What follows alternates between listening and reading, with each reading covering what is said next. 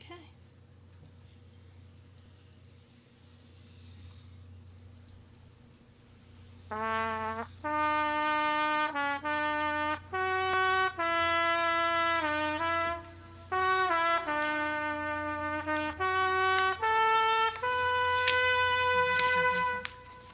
That's why I left the TV on.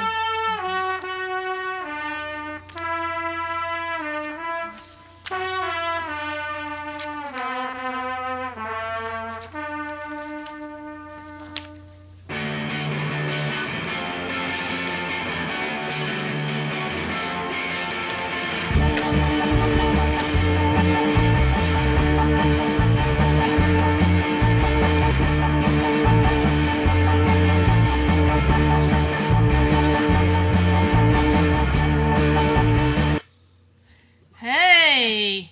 Happy New Year's Eve, everybody! Happy New Year's! I hope you haven't been drinking. We have a this is the beginning. This is it. Woo! Oh, let me Clink glasses with a certain artificial intelligence off camera. Well, welcome everyone. This is our 2018 New Year's Snarkin Eve. I'm Victoria Ann Davis. I'm Roz Davis. And I think there might be an artificial intelligence out there. I'm the Nagatron. Okay. Nagatron has returned with us. She has indeed. That is good news. I'm glad that our artificial intelligence has continued to join us for another year here on the LowDown Live.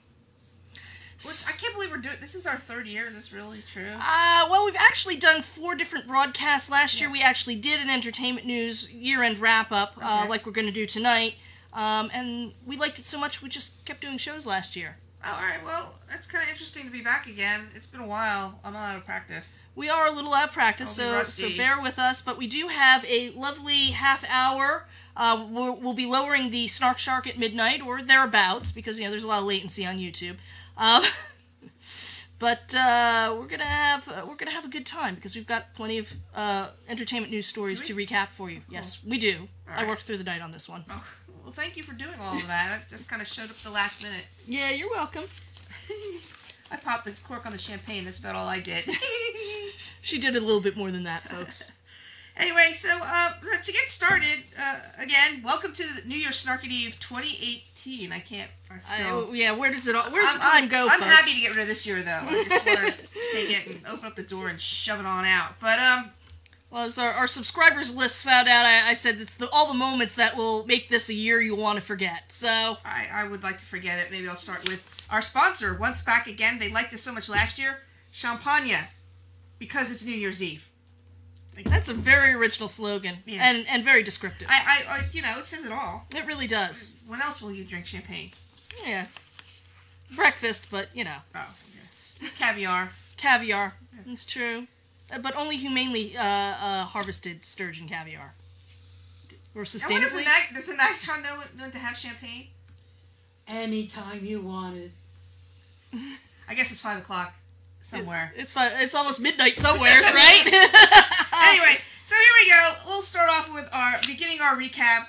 As just like last year, only I think we're a little snappier this year. I think so. We're not going to be reading off lists like we normally do. No. We're going to kind of actually do actual stories, kind of like we do when we don't do a New Year's show. That's true. Anyway, so we're going to start with an awards recap. Here we are, poised on the brink of yet another awards show season. I'm already kind of bored, but anyway, we're going to recap about what happened in this last year, though. It seems as good as time as any, and we're going to go over last year's winner.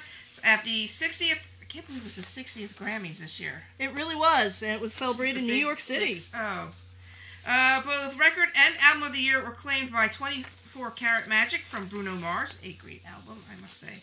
While Alessia Cara beat out SZA and others for Best New Artist. Oh no, I totally forgot that picture that rendering that I did of her. Maybe I can repeat that. Recreate SZA. There we go. Yep. There we go. There's a rendering of SZA, which people can't really see because of the light reflecting off of it. I think they can kind of like sort of. Yeah. There you go. Over here. There. Oh, that's perfect. SZA.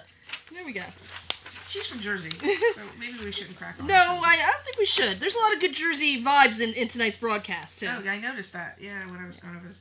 So, then it was also, not only was it the 60th Grammys, it was actually the 90th Oscars. 90 Oscars, yes. and the 72nd Tonys, which we'll get to that. Wow. The Shape of Water, I don't know why, won for Best Picture and Best Director for Benicio del Toro, while the trophy for Best Actor was taken by Gary Oldman for his portrayal of Winston Churchill in Darkest Hour, which actually was a decent movie. That was a good movie. Frances McDormand took home Best Actress for 3 Billboards Outside Ebbing, Missouri, which I did not see because I heard it was very violent and the acting was good, but the story not so much. I don't know. Yeah. Anyway, at the 72nd Tonys, Harry Potter and the Cursed Child won for Best Play, while The Band's Visit garnered Best Musical. I still wanted to get to see that this year. That was one of the things I did not do in 2018, was to see The Band's Visit. The Band's Visit also earned a Tony for Tony Shalhoub and Best Performance by a Leading Actor for Best Performance by a Leading Actor in a Musical. Plus, Billy Joel presented a special Tony Award to the boss, Bruce Springsteen. He just finished up his run on Broadway with his special show. This is true. Yeah. After a controversial 92nd year, Miss New York Nia Franklin was crowned Miss America in 2019. There was a lot of hoopla around the whole thing. It really thing. was. There's a lot of changes, I guess, because of the Me Too movement and Gretchen Carlson being the head of the Miss America organization that puts on the pageant every year. And then, anyway, they eliminated the swimsuit and evening gown competition, which made it really kind of a snooze fest. We saw it. Yeah, I think the talent competition was all about, well, actually, I think the evening gown competition was like a B&I group, so, you know. Some of the questions they asked. Anyway, and changes to the scoring led to the pageant being dubbed Miss America 2.0, because it was supposed to be a new dawn and, you know, woo, for feminism. Big win. Matt Collin. Yeah. I guess. Yeah. I don't know. Yep. Anyway, I could digress, but I will not. You will not. No, I will Alas, you will not. And in a shocking plot twist, the 70th Primetime Emmy Awards went indie. They went all indie. Indie? I think, wasn't it the first time, like, where all the independent content providers, like the Netflix and the Amazons of the world, kind of overtook the networks? They did, and I think that's what the story is about. Alright, well, on the September 17th show, hosted by Colin Jost and Michael Che, and produced by Lorne Michaels at the Microsoft Theater in LA, the majority of the awards were won by original content produced for cable stations and streaming services, something I just said. The most awards were garnered by Netflix, whose offerings include The Crown, Godless, and Black Mirror, among others. Tied with Netflix for most Emmys, including Creative Arts Awards, was HBO. Because it's not just TV. It's HBO. Yeah. HBO. The network's strength being Game of Thrones, Barry, and Westworld. Basic cable channel FX also took home a total of 12 Emmys. Their top shows were American Crime Story and the Assassination of Gianni Versace. Amazon Prime, bolstered by the success of The Marvelous Mrs. Maisel, earned 8 statues. The Marvelous Mrs. Maisel, you know, is that, so that's on Amazon's network, Prime? Yes, it is. Oh, Nagatron? Yes. Do you know anything about Amazon Prime? Do you know Amazon Prime? Oh, well, yes, I do. Amazon Prime, that is my cousin, Alexa. Everybody likes her. She's the pretty one. Sounds like there's a little jealousy, a little family rivalry there. Well, I kind of feel bad because I kind of think that Nagatron's kind of cute. Yeah, I think so. Yeah. So what if she's got a little electrical tape on the top? She's a prototype. She's a prototype. We'll come out with the 2.0 next year, maybe. Oh, and Hulu took home 4 Emmys. Hulu? Wow. Who knew? Who knew? Hulu. Oh, wow. Oh, wow. And there's still more. And Apple Music... Oh, there's more to the story. Yeah. Apple Music, Vimeo, and YouTube all earned 1 Emmy. Just one. Just one. One's better than none. But that's incredible that Vimeo, Apple Music, and YouTube earned any Emmys. So that's true. Oh, and NBC was the only major network to place in the top 3 for most Emmys won, with a total of 16 total awards, including a couple of wins for SNL. Towards midsummer, another bizarre twist to award season was announced. It was pretty bizarre. Very cheap sound effects, folks. Yeah, well, it was much like the Emmy set this year. It was very kind of not... You know, we've been actually in that venue, the Microsoft Theater in LA a couple of times, and it was kind of interesting to see it on the TV instead of being in the audience. And it kind of looked like other things that we've seen at the Microsoft Center that were not so highbrow as an Emmy. Yes. Okay. They kind of look the same, yeah. So anyway, so there was another twist to Oscar. The Academy of Motion Picture Arts and Sciences would debut a new category at the 91st Oscar Awards for Outstanding Popular Film. That's what they announced this summer. And then they like a week or two later, said, no, we're taking that back. They decided to hold off offering the award, citing that introducing it mid-year was unfair to films that came out earlier in the year. They just got a lot of backlash from members of the Academy that said it's supposed to be more about craftsmanship, not about ticket sales. Which, sadly... It's a shame that those things aren't equivalent. They aren't, unfortunately. Yeah. You either make a movie that's going to make a lot of money, or you make a movie that's going to get a lot of acclaim. Yeah, somehow it rarely ever has it happened that there's both. Yeah. Not anymore. No, sad. Anyway, so we're on to our next story, and that's you, Victoria. That's with me? Oh, okay. Boy. Well, this is something I'm very excited... Oh, thank you, Rosalind. I'm very excited about. Salud. I am very excited about is the Carvana car vending machine. Have you seen these things? I finally saw one, and I was so excited. We saw the commercials on the TV, and we were like, we have to see one. And then you Googled it, and you found out there was one in Maryland. Yeah, and I was like all excited, like, well, someday we're going to make a trip, and we're going to go down to Gaithersburg, and we're going to actually go look at this car vending machine. Because at first I saw the commercial, I'm like, oh, they're just punking you to make sure you're watching their commercial. No. But I looked it up, and they were real. They're actual real buildings with cars in them, and slots. Big glass buildings with cars in slots. Like there's like those carousels and the staff, the staff cafeteria. It's like you're getting a snack. Yeah. I wonder if you shook the building, could you like get like a Mini Cooper to jiggle out?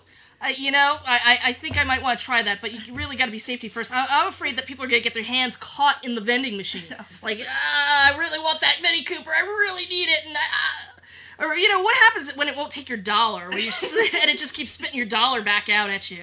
I don't know. It's kind of interesting, though. So, a couple of weeks ago, we were literally driving down 95 through Philly. That's true. And we saw the billboard, like, Carvana coming soon. And no sooner did we say that, there was the actual Carvana building right there. Exactly. Peering up over 95. But go ahead. And this story is about that. Yeah. Carvana, a leading e-commerce platform for buying and selling used cars, debuted one of its car vending machines in the Fishtown neighborhood of Philadelphia on October 11th.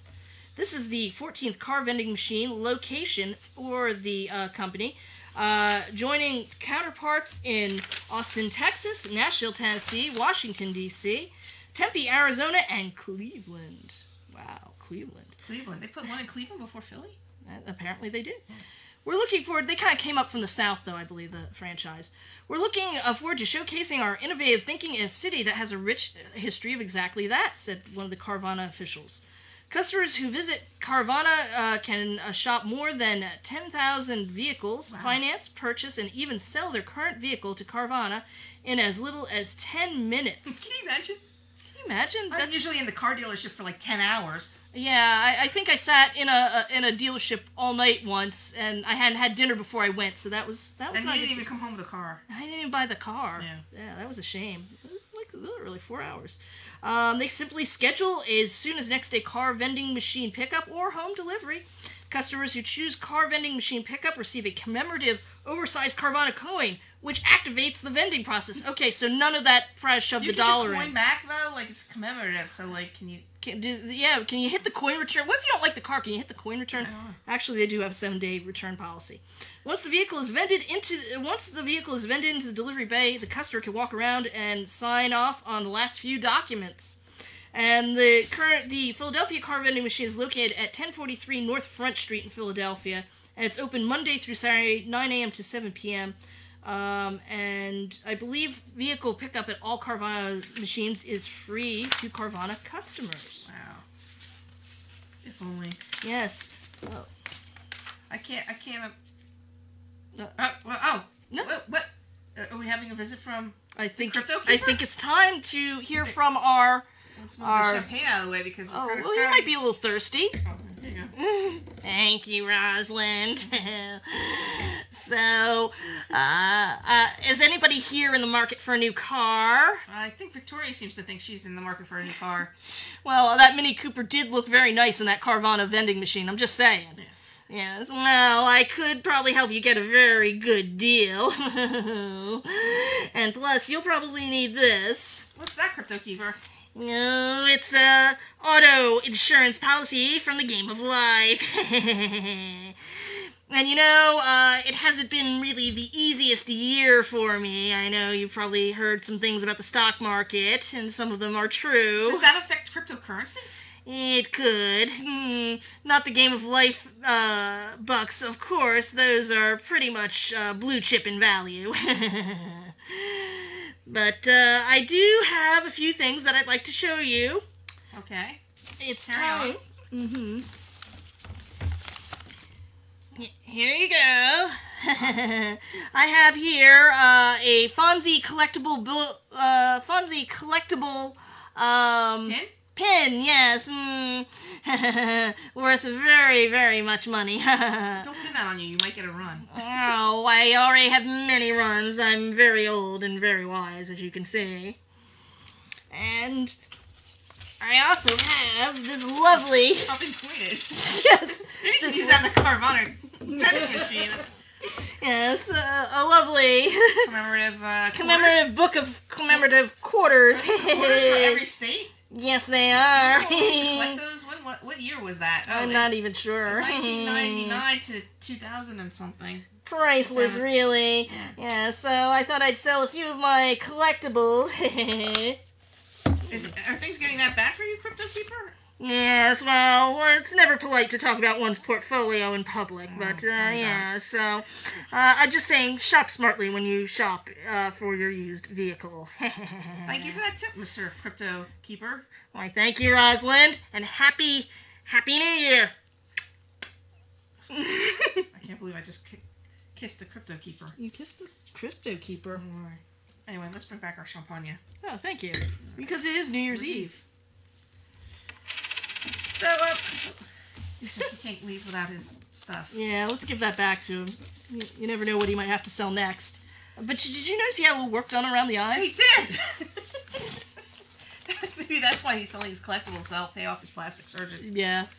Anyway, so getting on to, there was a lot of things that happened with celebrities. There was marriages and babies and breakups and things. And we always seem to talk about that at the end of the year when we do our year-end wrap-up. So, absolutely. Believe it or not, Prince Harry and Meghan Markle were not the only couple to wed in 2018. In fact, they weren't even the only royals to wed. Princess Eugenie and Jack Brooksbank exchanged vows at St. George Chapel at Windsor Castle a few months after their cousins. Other celebrity couples taking the plunge include the Game of Thrones couple, Kit Harington and Rose Leslie, who met on the show in 2012 and married on June 28th in Aberdeenshire, Scotland.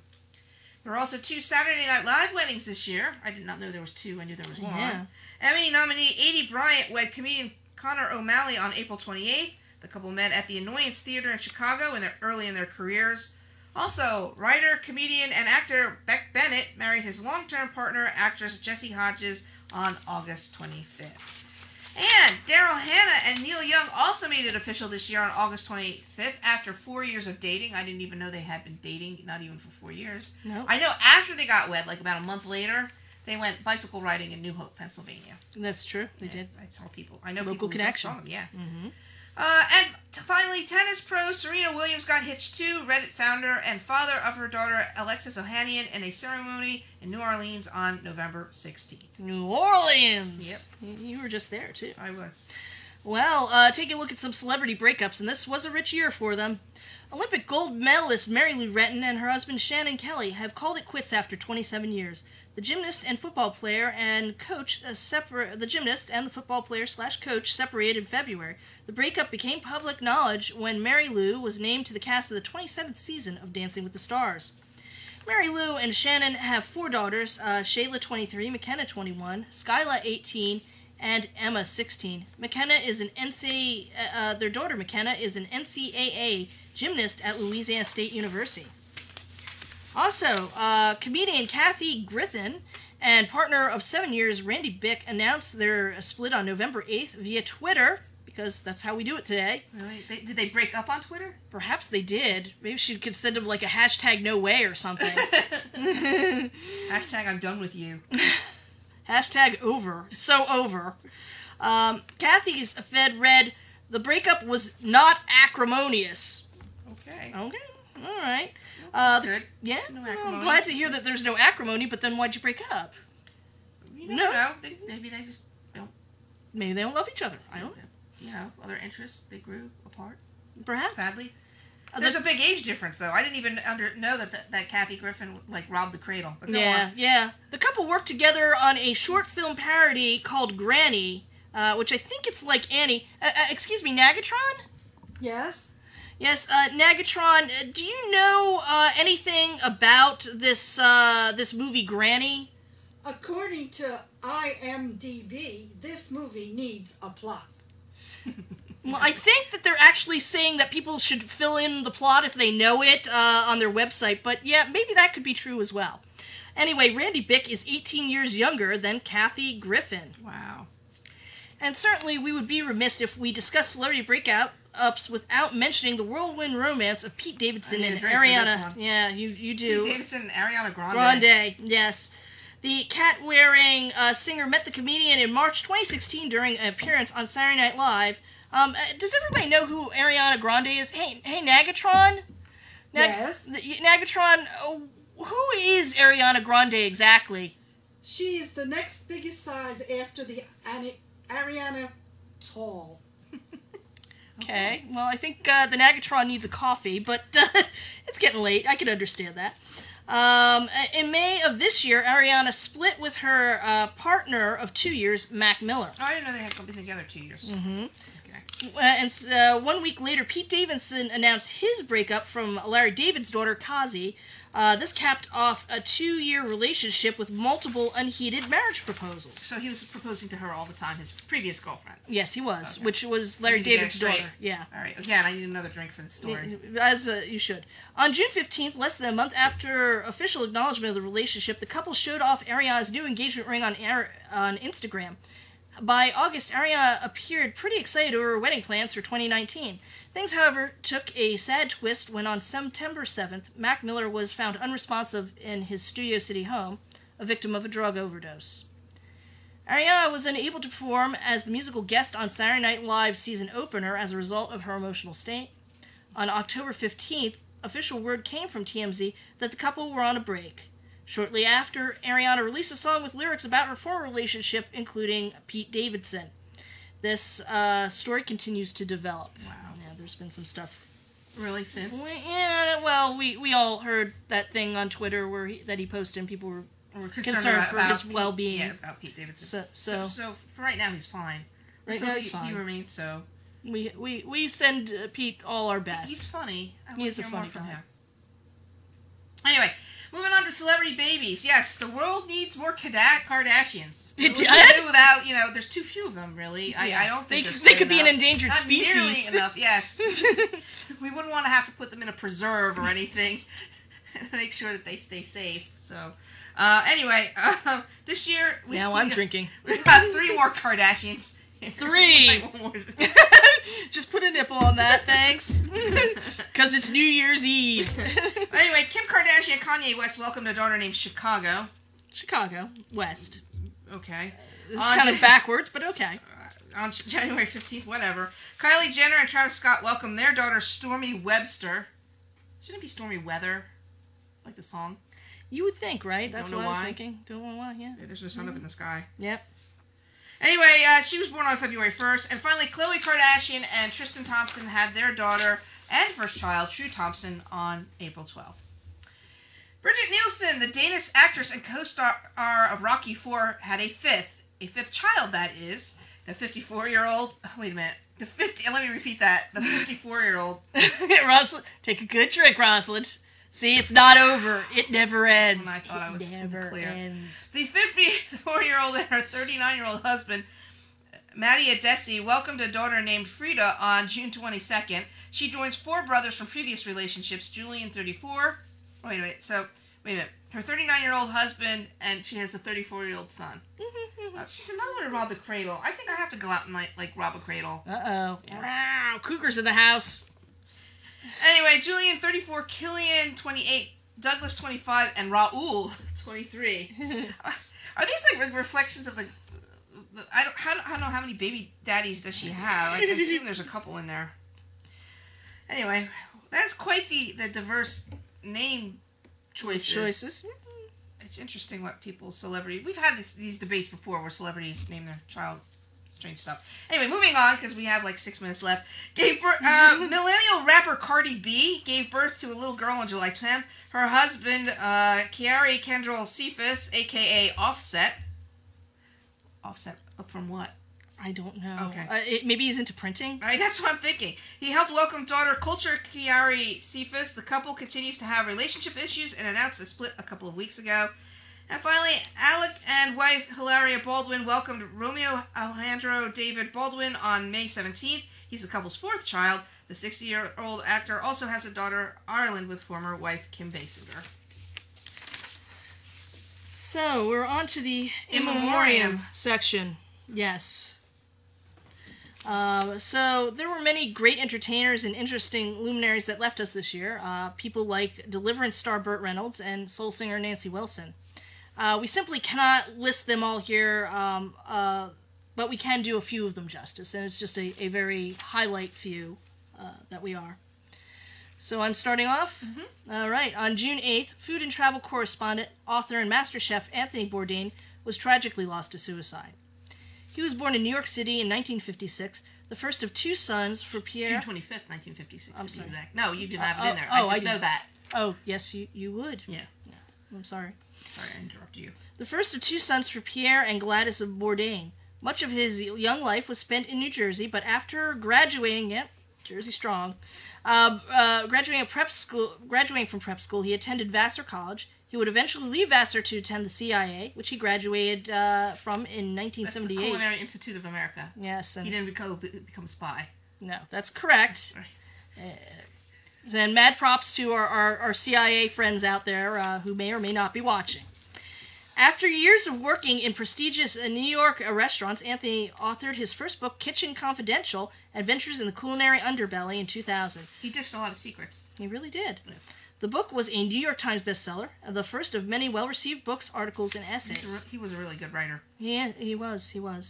This would lead him to become a television personality, first on A Cook's Tour for Food Network, then No Reservations and The Layover for the Travel Channel, and finally Parts Unknown for CNN, which he was on location with at the time of his death. Anthony was 61 years old. Actress and director Penny Marshall passed away on December 17th. Born in the Bronx in 1943, her initial fame came from her portrayal of Laverne DeFazio on the hit show Laverne and Shirley, a role which earned her 3 Golden Globe nominations. She parlayed her sitcom success to become a director and producer. Some of her most acclaimed films were Big, Awakenings, and A League of Their Own, which is one of my personal favorites. Awakening was nominated for an Oscar for Best Picture. Penny Marshall succumbed to complications relating to her diabetes in her Hollywood Hills home. Marshall is survived by her sister Ronnie, daughter Tracy Reiner, and 3 grandchildren, Spencer, Bella, and Viva. She was 75 years old.